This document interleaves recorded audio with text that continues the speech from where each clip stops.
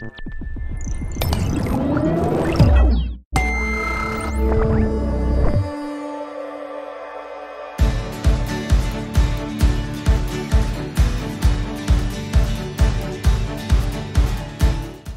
and welcome to the Fully Charged Show podcast. Now, it just occurred to me when I pressed record just then, that in fact the Fully Charged Show is coming up to its 10th birthday.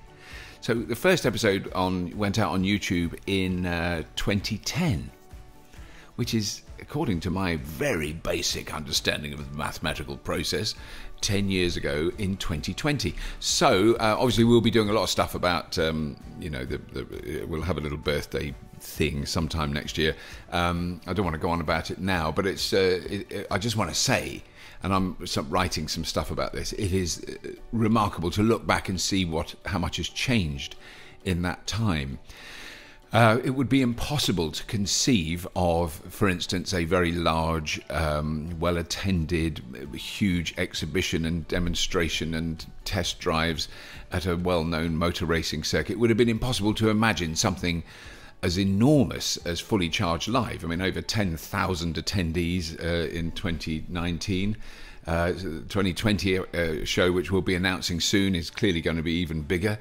It is extraordinary, and it would be impossible to imagine that, and it would be impossible. Well, in fact, 10 years ago, the three people that are taking part in this discussion that was recorded at Fully Charged Live 2019, none of the companies that they work with and founded existed. They just didn't exist. So this has all happened in that time. So this was an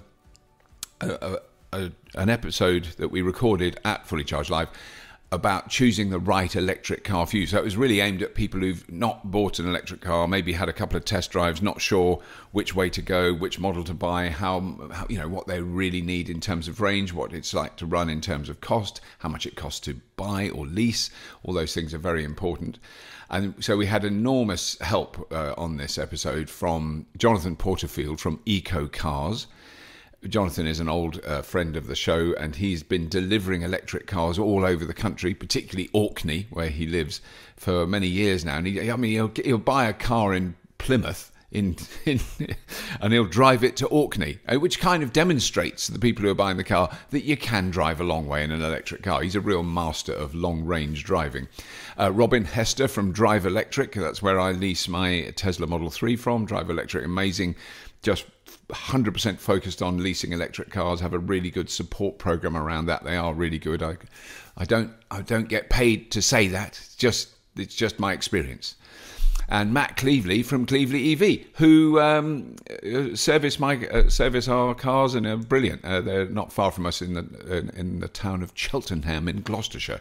So they were all there, and they have a really good discussion about the pros and cons of the tricky decision of buying your first electric car, or maybe your first second-hand one, or whatever it is.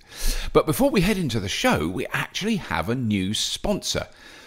Who is listening to this podcast? That is the question we ask, and we think that they might have, there might be people who are interested in having an electric vehicle or already have one and are interested in how the whole thing works. And certainly one of the key questions we get asked all the time is, I would love to have an electric car, but I've got nowhere to charge it. I have to park my car on the street, which is specifically what this sponsor is all about. Our sponsors for this episode of the podcast are called Connected Curb, and they specialize in on-street residential charging points. Now, the solution they install is within existing street furniture. So it's the signpost or the street light that's directly outside your front door. So it makes charging your EV as easy as possible. So each charge point is Wi-Fi enabled, which allows for air quality and environmental sensors to operate effectively. Oh, I didn't know that. Meaning you and your local council can monitor air pollution levels in your area on a live and localized basis. So to request a Connected Curb connector on your street, if you go to their website, www.connectedcurb.com, I'll spell it for you, CONNECTEDKERB, all one word, www.connectedcurb.com, to request your council to create a cleaner, greener, future-proofed street. Because that's a really good thing. Now, there are other companies that offer this service. We've covered them. I'm not going to mention them now. A similar kind of idea, but you have to buy quite an expensive cable. This is different, so it's really worth having a look at what Connected Curb are doing. It's a slightly simpler and easier to use solution. And they're rolling it out all over the country, which is great. And lastly, we wanted to give a big shout out to our friends at Tri-EV, who are going through a crowdfunding process at the moment. As I say these words, they are halfway to their goal of £150,000. So head over to crowdcube.com and search for Tri-EV, Tryev, to find out more. Because Tri-EV are doing some really great stuff, and obviously they need to get the business going. There's a lot of this going. There's so many amazing new companies that are being developed now and are getting really successful that didn't exist when Fully Charged started rolling out on the airwaves or the tube waves, whatever. I'm going to stop waffling now, and we're going to go over to Fully Charged Live 2019.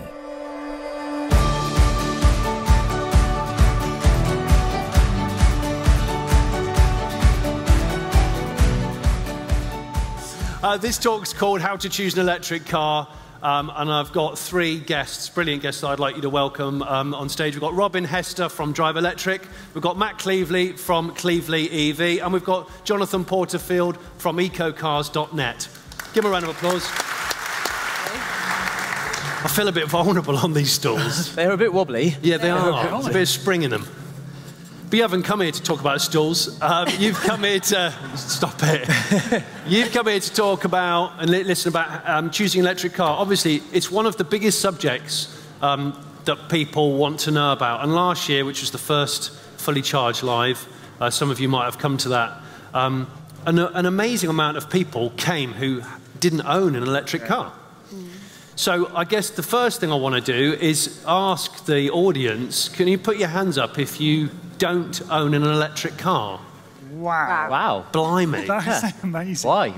See? It's good, isn't it? Yeah. It works, this thing. Jonathan, customers. Yeah. So, okay, right.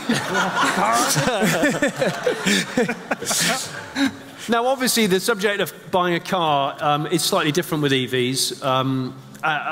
But also, it can be a new car and it can be a second-hand car. Before we crack on, I want you guys to just briefly introduce yourselves so that the people in the audience know who you are and what you do. Okay. I'll start with Robin. Robin. So, my name's Robin and I'm from Drive Electric, and we specialise in electric vehicle leasing. We do both business and personal, so it's about finding the right car, the right finance product, and put them two together and hoping you make the switch. Very good. And they are trading in one of these halls today. You'll know which hall. Hall 3. Hall 3. You go that way. Hall 3. I've got a map. We have a cardboard stand. It's very economical. Yeah. Yeah. Me. Matt at the end. So, yeah, my name is Matt Cleveley. I run the first independent EV specialist company in the country, primarily repairs and servicing and things like that, because I thought it was important that people had somewhere to take an EV to. But we've moved on to second-hand EV sales, and we're working with partners to provide new cars as well. Mr. Porterfield. So, Jonathan Porterfield, sell used and new electric cars, primarily on Orkney. And Robert's been to Orkney twice now to do a number of shows. And I've never been to Orkney. You need to. I need to go. Yes, Yeah. yeah. I will do. And sourcing them from different various places and just trying to get bums on seats. That is my real passion. So I'm not your normal car dealer. I'll actually tell you how much I paid for the car and just get you driving EVs. And what you've just said about bums on seats, that's what you, Robin, and you, Matt, said when we were behind that curtain earlier on. Every time I try and review a car and talk about an electric car and how it feels and blah, blah, blah, I always say to people, it's very difficult to describe until you just say, here you go, have a go, live in it for 24 hours and see if it works for you. Because sometimes electric cars don't necessarily work for you. And equally, hybrids are a good, I call them gateway drugs. Yeah. They're a good a plug-in hybrid's a really good gateway drug because you get into the habit of plugging in at home, maybe, and it doesn't seem like such an alien concept. I use the Outlander that we've got as a challenge. How long can I go before I have to put fuel in it again? Okay. 1,500 miles, about the max so far. 1,500? Yeah, yeah. My daily commute, as is most people's, is 20, 30 miles a day. Yeah. I can do 20, 25 on the Outlander without the engine kicking in. So day to day, back home again, plug in, run it on full electric. And yeah, you don't need to go 300 miles to own a car. You can do, the majority of your driving will be local. And approve that 1,500 miles between refills of tanks. So is that the logical starting point when you're choosing an electric car? Do you try and encourage people to analyse their driving behaviour? What do they typically do? Because some people have this perception of, in fact, a guy was chatting to me last night, not here, somewhere else, and he said, electric car's not for me. I said, okay, why not? He said, I sometimes do 500 miles in a day. And I said, okay, what, 500 miles straight? And he went, oh no, not 500 miles straight. I'll do like 200 miles to a client, have a meeting for 4 hours, and then I drive back. I went, right, what, and that's impossible in an electric car. And in his own words, it's like, yeah, it's just simply not a possibility. So I said, okay, it's fine. And I couldn't be, but I was too tired to argue. It was the end of yesterday, and yesterday was quite a busy day here, so I just didn't have the... But he'd written it off immediately. But, on average, people don't actually do what they think they do. No. We hear that all the time. Yeah. We hear it all the time. I need a car because my Aunt Lucy lives 200 miles away and I go and see her twice a year. Yeah, that's my auntie. Oh, sorry. Yeah. Margaret. But it's part of why we run a Tesla rental fleet as well. We say, cool, well, concentrate on 90% of your driving. What's that? In and around a 100-mile radius? Yeah. If it is, you can have an EV today. You can have one for under 15 grand today. Yeah. The rest of the time, if you really need to go for distance, rent our Tesla. Yeah. Then you've got a really special experience on top of the weekend that you're having away anyway. Yeah. I think what I find really interesting, particularly on Orkney, is that people, even though it's a small island, still have range anxiety. Do they? It is quite, yeah. But it's great to be able to give them a set of keys and say... Do they still point at the moon? Sorry, that's just rude. Sorry. Oh, and that's what it is. Sorry. No. So I give them the keys on a Friday, so look, bring you back Monday, and 9 times out of 10 I get a phone call Sunday night saying, you're not having this car back, I want to buy it. Really? But the thing that gives me the biggest buzz is that a lot of families on Orkney are 2-car families. Yeah. Because there isn't a bus service to speak of, and obviously there's no train service. Yeah. So they say, well, we'll keep the diesel for when we have to go south. After about 3 or 4 months... Keep the diesel for going south. Yeah. It's like a line out of EastEnders. And then after about, a few months or a few weeks, I get a phone call. We're so fed up of arguing as to who takes the EV. We're going to get 2. We had the same experience recently. Yeah, my wife sold a Nissan Leaf to her friend, and the friend's husband now nicks the car. Yeah. Takes it all the time, takes him to work with him. She comes out, my car's gone. Right, I'm in the diesel. Yeah. And Robin, you said the same about your partner. Yeah. I don't know if I'm allowed to say this out loud. I said it was a guilty pleasure, apparently. It was behind the curtain, but we're bringing it in front of the curtain now. No, I was saying that he's massively into motorsport. No judgment. And when I said what I do, he was a bit sceptical. And then we went on a road trip. We went to Glastonbury in the Kia Soul EV. And he wanted to drive it. He wanted to charge it. He said we should get one. And I was like, well, okay, yeah. You're convinced then? But he didn't want to tell his friends. It was a bit hesitant. It was a little bit hesitant. It was kind of like a slowly coming out and telling people that we were looking at EVs. But no, he's totally convinced now. He loves the Outlander. I've got an Outlander, so yeah, I don't get to drive my car anymore. I just get driven around now. How many people live in a 2-car family or a 2-car situation? Ooh. Okay, so I mean a fair amount, right? And my personal circumstance was when I got a hybrid first. So we had a hybrid and a petrol or a diesel, and then we'd work out who was doing what journey and what was more efficient, and just switch cars accordingly. And then I got an electric car with a hybrid and the same. And then we have dabbled with 2 electrics, that's one of the best ways for people to kind of experience it and see if it's right for their lifestyle, because you might find that if you keep a piston car, a hybrid or a non-hybrid, and then you gradually, it's like I guess you could call it a weaning process. Security blanket. It's a security blanket because you know it's always there. Yeah. And back in the older days, there weren't very many big EVs, big family-orientated EVs. There's lots. lots more coming, and there's more now. But so people would keep the piston car, wouldn't they, just in case. Safety cushion. It's a safety cushion. Yeah. Plan B. So when people are choosing a car, because the one thing that really scares me is people, this is mostly new cars, new EVs, is they will order one having never ever test driven it. Sometimes that's a 60 grand car. I think if you've driven an EV, you've kind of driven EV, you get it.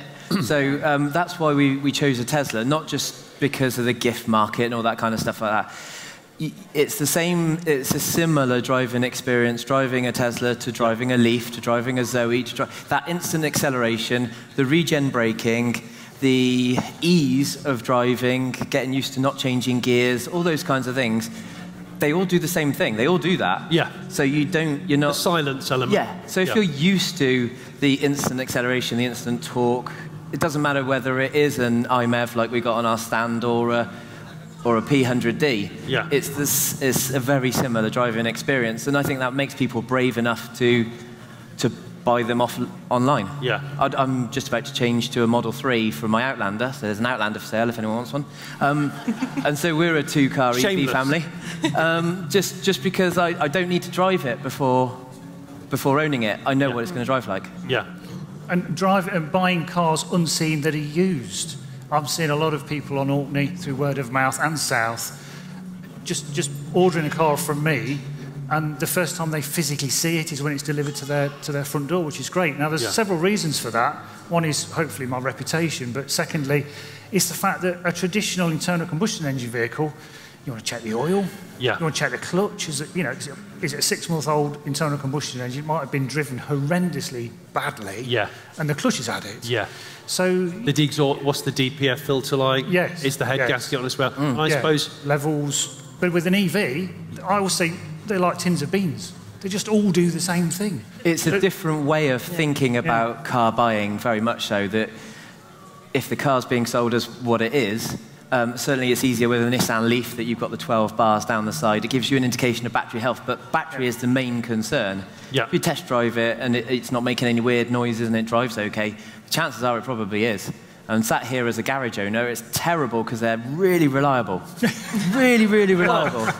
But luckily, people still have accidents in them. When I say luckily, it sounded bad. Let me just go away and come back and try. Incidents can happen. Yes. Yeah. Can't they? Yeah. So there is some maintenance, but I remember when somebody said to me, the piston engine typically has about 1,800 to 2,000 moving parts, and the electric motor typically has about 26. And you suddenly go, right, okay.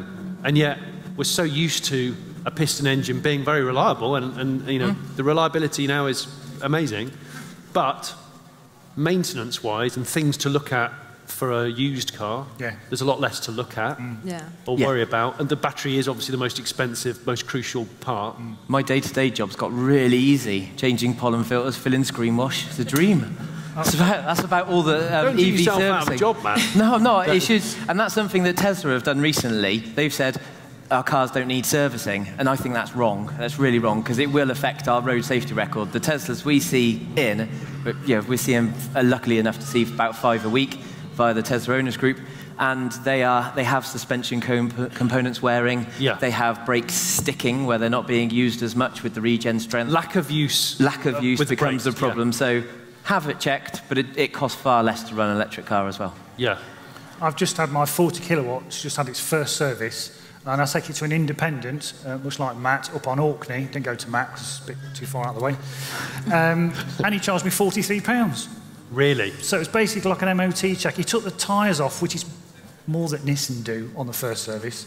Yeah. And because I live on Orkney with a salt air, the calipers that squeeze the pads, they weren't quite as free as they could have been, so he cleaned them up and greased them up, put them back together. Pollen filter, screen wash is really expensive. That was it. Yeah. That was it. Can. Yeah, £43. So, Robin. Yeah. When a customer shows some interest in an electric vehicle, what is the most common process of somebody choosing a vehicle? So quite typically, they're quite informed nowadays, especially with things like Fully Charged. There's videos out there. There's a massive community that we're all a bit unique. So they do get a lot of information. But quite typically, the customer will come to us. They'll start telling us what they're looking for, going through what they think they need, and then we start to dig in a little bit deeper and try to understand what they really need and what their likes and must-haves. And we were talking earlier about range, what you were saying about Aunt Lucy, it was, wasn't it? Yeah. Most people don't go see Aunt Lucy regularly, and quite typically, if you look at the cost to have a bigger range car, actually, you'd be better off maybe renting a car from guys like yourselves. Yeah. And then leasing a more effective car for the 360 days a year that you actually use that car. Yeah. So it's about trying to understand what you really need, because quite often you get fixated on this typical motoring that is now, and actually EVs are quite different. They are a little bit more unique, and you can do quite a lot with them. What's the top frequently asked question? I mean, I get some pretty bad ones, really. And I know we have things like, it's raining, therefore, what do I do? And I have to walk away. Can I take it through a car wash? Can you take it through a car wash? Yeah. I had one customer, so it's important that obviously electric cars will work for them, so we go through charging and everything with them. And a customer had no local public charging, no off-street parking, no workplace charging. And I said to him, how are you going to charge it? And he said, with the regenerative braking. And I was like, yeah, unfortunately, sir, I can't lease you a car, like, clothes lost. But yeah, that was a surprising response. Sorry if you're in the audience and you said that to me. Yeah, sorry. It's like a confession session, hasn't it? We'll come on to that in a minute. We've got a thing that we throw around. I think the main concern is always range. Yeah. Drilling down to people the fact that they don't actually need to see 300 miles in front of them to make that 30-mile journey and back safely. You've got plenty of range in the cars that are available now. And the speed of chargeability. Yes, yeah. Yeah. And because we run an MOT centre, the amount of people that are already limiting their range by driving around with less than a quarter of a tank of petrol or diesel anyway, it's already happening. You're already limiting your own range. Yeah. So the story you get, well, I couldn't just jump in my EV and drive 100 miles, could I? No, you couldn't, but... There's a bit of... Well, I remember speaking to you years ago about this before I daily drove an EV, and there is an educational shift that you have to do in yourself, a little. And one thing that it's made me is I'm better at time management than I used to be, and I actually needed to get better at time management because I was appalling. So I do now, on a long journey, I will plan a little bit better, but I'm still not a very organised person. And Robert is even less organised than I am, and he never runs out of range. So if he can do it, every single one of you can definitely do it. He famously, with his first Leaf, the blue one, it was a video he shot years ago. Yeah. He wanted to run out of range to see what happened, didn't he? It's great. And did he drive around in a circle in a car park? And his farmer mate, who thought EVs were rubbish, had to come out and pick him up and tow him. But he ended up putting it in a ditch, I think. But he drove... he got really fed up. Yeah. He drove 7 miles beyond when it said, what the car said. Nothing. It's out, it's finished. And he was just amazed how long it took to actually physically run out. It took real effort to run out. What is available in the world of EVs at the moment, second-hand? Let's talk about residuals, actually. Yes. It's just popped into my head, because one of the big things, questions that people have for us about EVs is, I'd love to buy one, but they'll plummet in value. And we had this chat because I had to recently sell my beloved Chevy Volt, and the residual values have actually risen in the last 2 years of not just that car, but almost all second-hand EVs. Why? Supply and demand is my view, basically. There's more demand and there's just less supply. So more people, it's becoming slightly more mainstream. Yeah. And people are waking up to they realise there are 5-year-old EVs out there. Well, with all the negative press and the information that finally happened last year, the truth coming out about emissions cheats and various things like that, people are less informed or less likely to go and buy a petrol diesel car. You wouldn't buy a car now that's a bad investment. And changing if you're looking to change your car now, changing it to a petrol or diesel, most people are realising is a bad choice. It's the wrong way. Well, the new car registrations results came out last week, didn't they? I think. And every derivative of car has declined in the UK, apart from EV sales, which is up 11%. Yeah. I think I've read that right. Yeah. Yeah. That's right. So, and some people are obviously buying it for ethical reason, which is a bit of a different subject to this, I know. Some people are buying it for an ethical reason, and some people are buying it because it's just cheaper in their pocket, you know, money in their pocket. Most of my customers, the environmental reasons are a feel-good factor, I have to be honest. Yeah. I'd say Yeah. 99% They're of secondary. customers. Yes. Right. They just want to save money.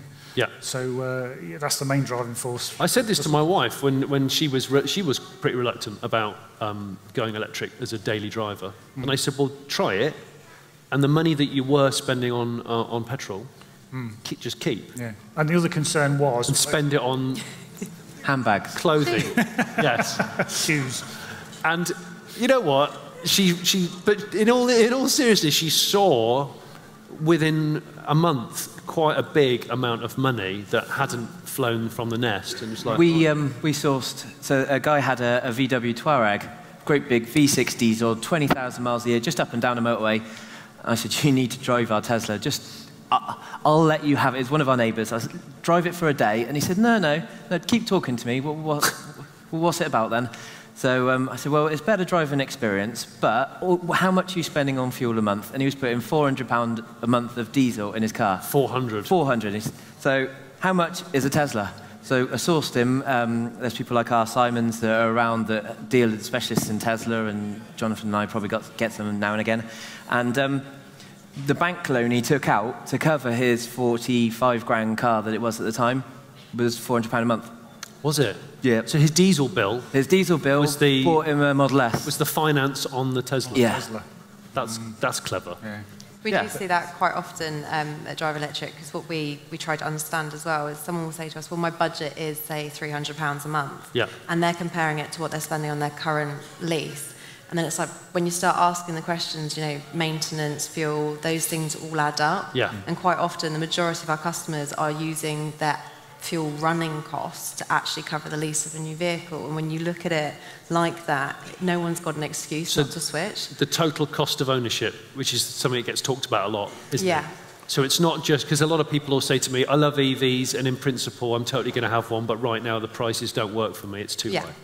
You know, if I buy an e-Golf, it's currently 29 to 30 grand. 30 grand for a Golf, it doesn't work for me. But then I'll go, yeah, but think about the running costs on a monthly or weekly basis of that car, the servicing, which is far less, Yeah. obviously free tax. For now, who knows what's going to happen in the future. It will change, I'm sure. But And if you've got solar, free fuel. yeah. Yeah, we've got a solar diverting charger, and we'll often leave one of the EVs on our drive to divert straight into the car. Yeah. Free fuel. And I think that totally happens with EV ownership. You either start with an eco car and then think, how can I fuel it even cheaper? Or you start with a house that's maybe got some renewable tech and you go, how can I drive a little bit cleaner or cheaper or cleverer? So I think that's why this show exists, and that's why Robert got into it in the first place, I think. Yeah. But do you find that, you've got a weird book here. I've got a red book. What are you doing with this red book? Johnny Smith, you've done some amazing things. Oh, don't. This is your life. Close that book. Close that book. Really? So a lot of people think that, well, I'm a car dealer, you're bound to say that EVs are going up in value. So I thought I'd bring my stock book. So, you know, this is the bare bones. Is it? This is actually This is your- my actual stock book. And I've run this past Mr. Ewan McTurk, you know, Dr. Battery. Yes. He did a talk yesterday. I think he's doing a talk today. Yeah, he's brilliant, Ewan McTurk. Yeah. So basically, there's his registration there. I sold it to him on the 24th of May 2017. Came direct from Nissan. I paid £7,740 for it. Okay. Sold it to Ewan for £8,000. If I was He's not to a greedy see, guy. Not a if greedy I guy. was to see a 2014 Nissan Leaf Ascender 6.6 with 28,000 miles on the clock for £8,000 today, I'd have their hand off. Definitely. How much do you think that car is worth now? Between about 88 to 9 So about £1,000 more over 2 years. over 2 years. Yes. And however many miles Yes. it would have done. We've had our Leaf for 2 years, and it's now worth £1,000 more than when we bought it. Is it? Yeah. Yeah. See, and this is interesting, right? Because cars that aren't classics, that aren't exotic, limited edition, specialities, it's very rare that you'll find a car that's worth more or the same after you've put miles on it and lived in it for 2 or 3 years. I've been in the motor trade since 2004. Used to sell LPG and hybrids. Yeah. It's okay, it's not a dirty word. Well, necessarily. I've never known any vehicle appreciating value. No. Because that's what they're doing. A non-classic, non-exotic. Yeah. And that's down to sell and demand. And it's great. That's great for the industry. It's great for the environment. Not great for those lot who haven't got them yet. But get on the ladder now. It's like it's the British idea of buying a house. You want to buy a house and know that it's always worth more than what you paid or the same. Even if you have no intention of selling it. It just seems to be this mindset. And it's very rare that you can translate that into the car world. I think it always has to be balanced with the fact that someone might say, well, my car's worth £2,000 more than it was 2 years ago. Well, if you want to swap it, you've got to pay the market rate for the next car you want to go into, which will be higher than it was 2 years ago. Yeah. I had a conversation yesterday with someone who said, I really, really want an EV now, but I want it to do 200 miles like some of Konas and stuff like that. It's right, okay, but aside of that, what are you going to do then? Wait 2 years? And he said, yes. So I said, buy one now. Learn about it, use that day to day, or learn how to rapid charge, take those journeys, be a bit daring. Yeah. In a year or two's time, when you've got a car that you wanted in the first place, you probably haven't lost any money on the car that you bought. So you've still got that pot of money that you had for the car. Just the other thing about residuals or what a car is worth, it was quite funny because when the 30 kilowatt Leaf came out, I had lots of people saying, oh great, the 24 is going to drop in value. It didn't. When the 40 came out, oh, I'm going to get in a 30 because it's going to drop. It didn't. And guess what? I still hear today, well, not today, but sort of recently, when the 60 comes out, the 40 are going to be cheap as chips. It's not going to happen. Not really. No. Well, the other thing is that even crashed ones, electric cars, as proven, if you've been down into the paddocks down below, which you must do, where they've got converted electric cars, classics, the drivetrains in a lot of those cars are from, sadly, crashed Teslas, crashed Leafs. So even a salvage car has a very high residual value, which points towards the fact that it's a desirable vehicle in the first place. I supplied a red Nissan Leaf to, I could say it, the E-Day Partnership Trust on all new, brand new Leaf. It got rolled, got written off. It was too expensive for the insurance company to send it down south, so I got my hands on it, bought it. Send it down south. They'll have it. We don't want it. But a chap on Alternate, he bought all the battery pack. Yeah. Because he made his own battery storage. He's got solar panels and a turbine. Yeah. The drivetrain went to a lad who's converting a Volkswagen van, and he's making it into a hybrid drivetrain thing. Wow. And all the other bits that I put on eBay have just gone off to owners. Bits of glass, bits of trim. Yeah. I've more or less quadrupled what I paid for the rolled Leaf. Look, if anyone's going to maybe roll their car and come out of it perfectly safe. But it just illustrates the demands there, and people do other stuff with bits of EVs that are no longer EVs. Yeah. Look, I love this subject because it's something that I virtually buy a car on a daily basis. My wife thinks I have a toilet problem. Why'd you spend so long in the downstairs lab? I'm like, well, I don't need to. It's just a bit of sanctuary, and I get the phone out, and does anybody else do this and go, oh, I wonder what i3s are like these days. Oh, I get an i3 for 11 grand. Ooh. All right, it's just me. We're going to put some questions out to people. We've got a microphone that you can throw. That's brilliant. You were quick, mate. You were very quick. Look at that. Didn't expect to catch that either. That was good. Yeah, it was a very solid catch. It's not so much a question, it's just to reiterate, because obviously a lot of people put their hands up saying that they haven't got EVs. I came to the show last year, and one of the questions you asked, as you did earlier, was who hasn't got an EV? Yeah. And I put my hand up. In the meantime, I've bought myself an EV, and it's been fantastic. I got it in November. I bought a 30 kilowatt Leaf. And I live in Milton Keynes and work in Silverstone, so I commute here every day. Oh, wow. And from about 250 quid a month in fuel, it's gone down to just under 30 quid a month. 30? Wow. Yeah, in electric. And I've not even got an Economy 7 system set up or anything. I've not even bothered with that. I'm still charging off a granny charger. But just to say, people out here that haven't got an EV, do it. It saves you a fortune. You don't need any real infrastructure. You don't have to get a wall-mounted plug immediately. You know, as long as you've got somewhere to park, just do it. It's the best thing you could possibly do. Well, thank you very much. Yeah, definitely. Hi. Hi. Hi. I like your Orkney accent, by the way, Jonathan. It's Leicester. I was going to say, by the way, he does sell cars to people outside of Orkney. Don't Yeah, you? I do. Yeah, he I work does. with James and Kate, who are quite popular on YouTube. So James and Kate pick up cars and deliver them. So yeah, it's UK-wide. Malta, France, and even one went to New Zealand. New Zealand? Yeah. Bit weird. That is not down south. Or is it? Well, it is. It is. It is. Sorry. Matt, Yes. you said you hire Teslas. I think all of us would like to know how much it costs to hire a Tesla. Model Okay. S. Yep, so we've got a Model S 75. If it's a Monday to a Thursday, it's £165 for 24 hours. If it's a weekend, 24-hour hire, it's £200. If it's a weekend, so from Friday to Monday, it's £375. And if it's a week, we can discuss rates. Discuss But rates. the best thing about hiring our Tesla, it's registered for free supercharging. So that price does include your insurance, and it does include, obviously, all your fuel. Free fuel. To go and drive around the country, as often it does. It goes to... we've had it, it's been a few times, actually. I need to get to Scotland. And so they've taken the Tesla up, come back, done 1,300 miles, and they've just paid £375 for that. Wow. Would have cost more in fuel or to fly there or to, train fares and things like that. more fun. And they've got to drive a Tesla for the week or watch it drive you around with the autopilot. So where are you based? We're in Cheltenham. This isn't an advert. This is a debate. And by the That's way, his I dad. haven't planned it. Yeah, we're in Cheltenham, but we've got rental partners, and we can try and get a car as close to you as possible.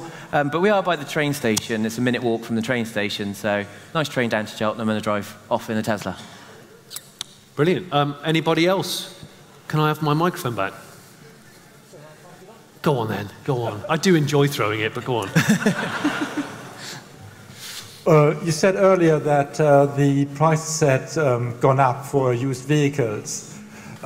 Tesla, earlier this year, they massively reduced their prices. Do you worry that that could happen on other car manufacturers, and that might then be a problem for your business, that you suddenly have stock and prices drop? My issue at the minute is £10,000 is a lot of money, but it's sort of the average price that a family or an individual can afford on any car. So I get a lot of requests. I've got 7 people at the minute saying, look, I've got £10,000, Jonathan, get me a Leaf. I can't find them. It's really frustrating. Funny enough, the leaflet I had printed for last year for Fully Charged, I gave an example, because I do a trade buying service. The example is a 2015 Ascenta Leaf for £10,000. That was printed 12 months ago. I can't get a 2015 Leaf for £10,000. What is a 2015 Leaf now? Right, 11 and a half, 11.2. Right. Yeah, it's just, which is great, but that's, again, down to demand. So I think we certainly welcome new car prices coming down. Tesla altered their price structure because the cost per kilowatt come down.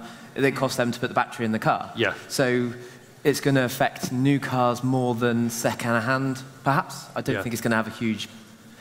Robin. That's where I come in. Hi, Robin. Hello. So, yes, the Tesla pricing thing's been quite an interesting one recently. And that's why quite a few of our customers do look at leasing, because that residual changes and risk factors, because as well as they have gone up recently, as we were saying, it's pretty much unheard of, they quite often do go down. So where the changes are happening, that's why we tend to refer to leasing, because you're not taking on that risk. If you're going to gamble with someone else's money. Sorry, Mike. Don't tell him I said that. But yeah, I just think that's why maybe with newer vehicles where there is so much uncertainty, leasing might be the better way for a lot of people moving forward. And then if it is second-hand markets, then these guys are your guys to talk to. Yeah. And I suppose that's why leasing has become more popular across all cars, not just electric stuff. Yeah. Because it's not worrying about the tech becoming old hat and problems with built-in obsolescence or whatever other worries people have. you own it for 2 or 3 years, you pay your monthly thing, and then you forget about it. Exactly. Which is, I mean, it's almost another conversation, but I guess it depends on whether you want to own a car outright, or whether you just want to have a new car. It's interesting on all. I have an argument with certain people in my locale who drive around in 100 grand Range Rovers, and I say, do you own that? And they go, yeah. And I go, and we talk, and I find out, you go, no, you own it on payments. You don't actually own it. Yeah. There's a difference. Hi. I currently drive a Mini John Cooper Works hatch. My next car will be electric. Do you think the industry is throttling back? Because I've had to put 3 deposits down, one on a VW ID3, an E208 and a Honda E. Wow. How do I choose? They're all refundable. They're all refundable, but you'll probably make your money from keeping your foot in the slot, as it were. I'm driving the electric Mini in about 6 weeks' time. I could just text you and tell you what it's like. Yes, please. I haven't got a deposit I hope on a it's Mini. good. That's the one I haven't got a deposit on. That is the one you got the deposit. Oh. No, I haven't got a deposit on a Mini. I drive a John Cooper Works at the moment. Dirty one. How do I choose? I forgot what the question was. How do I choose between the Honda, the VW and the Peugeot? I think you'll probably know in here. Yeah. And look at the numbers on paper, what suits you with your ranges, charging speeds, costs when they actually are all announced. I think you'll really know then. And if the E208 goes further and is cheaper, but the E-concept is so cute, you really want that one, I think you'll know that's the one you want. The problem with buying or it's not a problem, but the situation with buying a car is, do you get sold on the way it looks? Some people just look at a car and they go, it's wonderful, it's gorgeous, it's mean, whatever it is, I just want it. For example, the Honda E is the car of the moment. Everyone loves the look of it. It just looks like a Pikachu Japanese character. It's very Japanese in a good way. The range of that car, I suspect, for the money is not high ranking. Isn't it going to be a 30-something kilowatt battery? Yeah. So. They're being very conservative about it. However, you might go, do you know what?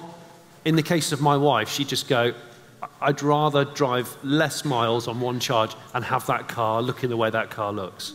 Done. But some people would have a car that's a bit more regular, that has maybe a higher ranking powertrain, or a dealer network that's bigger, which is where companies like Peugeot and Vauxhall are banking on the fact that there's a Peugeot and a Vauxhall dealer everywhere. So if you buy an electric E208, it'll be able to be serviced, or But there is no need to go back to the main agents ever. Here. Look.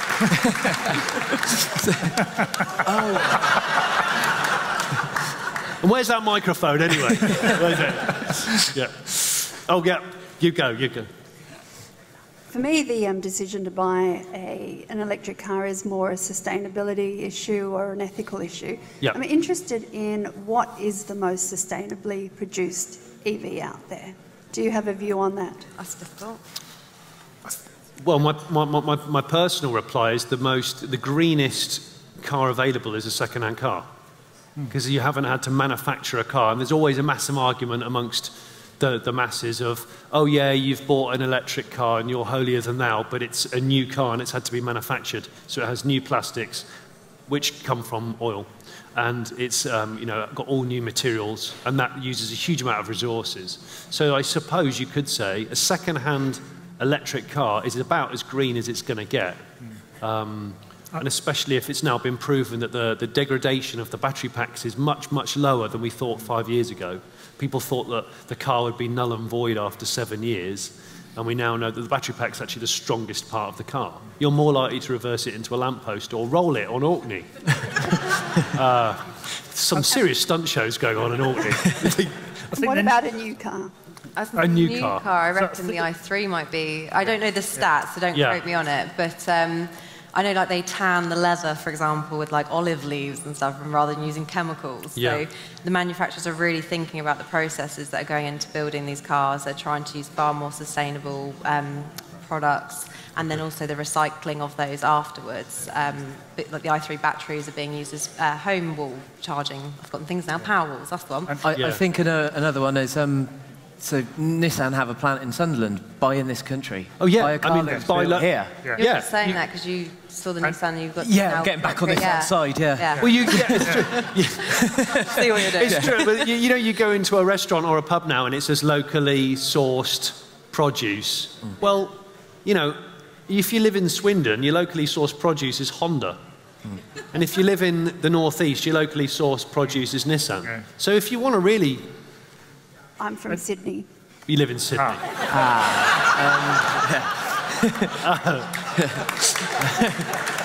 Jonathan? Take your number. I think Nissan famously, and I think they still do, I think their seat fabric is made from recycled plastic bottles. Yes. A lot of their trims are recycled. So they from day one with the Leaf in 2011, Nissan, to their credit, were trying to use as much recycled material as possible, and that's to be applauded. And I think it's also, and this really is the last thing I'll say, is if you're going to buy a brand new EV, it depends how long you're going to keep it. Like my dad, he didn't buy an EV because it was the 70s, but he bought a brand new car in 1976, family car, in preparation for me being born. And we sold it in the year 2000. I learned to drive. I came home from hospital in it. I learned to drive in it. I think it got crashed several times. It caught fire, I know that. And when it finally got scrapped, or I think it even got traded in, it was like, okay, it wasn't electric, but the idea was that was actually quite a green car. Yeah. Because you just couldn't be bothered to buy another car. The cheapest way to run any car, be it electric, is just run it into the ground. The worst thing you can do, I can't believe I'm saying this, the worst thing you can do is keep swapping and changing. That's where you lose money.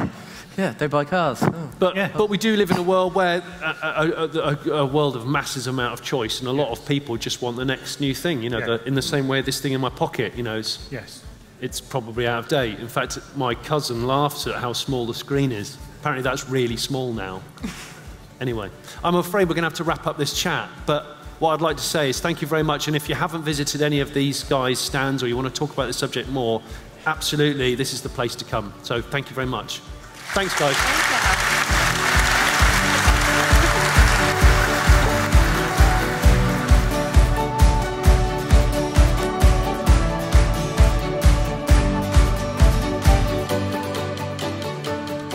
Well, we hope you enjoyed this talk about choosing the right EV for you. I think it was very informative and very entertaining and really, really good. And lastly, I just want to quickly once again, thank Connected Curb for sponsoring this episode of the podcast and our Regen YouTube channel. And don't forget to request Connected Curb to come and have a look at where you live. If you go to their website, www.connectedcurb.com, and register with them so they can approach your council and demand they put chargers near you.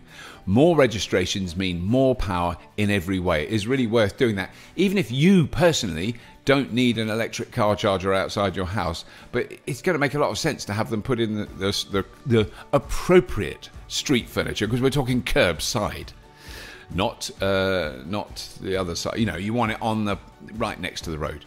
Those are the ones they use. It's such a good idea. There's already a post there. It's already got electricity. It's not a big deal. One of the big reasons this has become very popular is because a lot of councils are installing LED lamps in their street lights. Well, they require far less power than the old halogen lamps or whatever lamps they had in there in the past. And so there's excess power sitting there, already wired up. You don't have to dig up the road. You just change the door and put a socket on it, plug your car in, boom, job's done. Anyway, won't go on about that.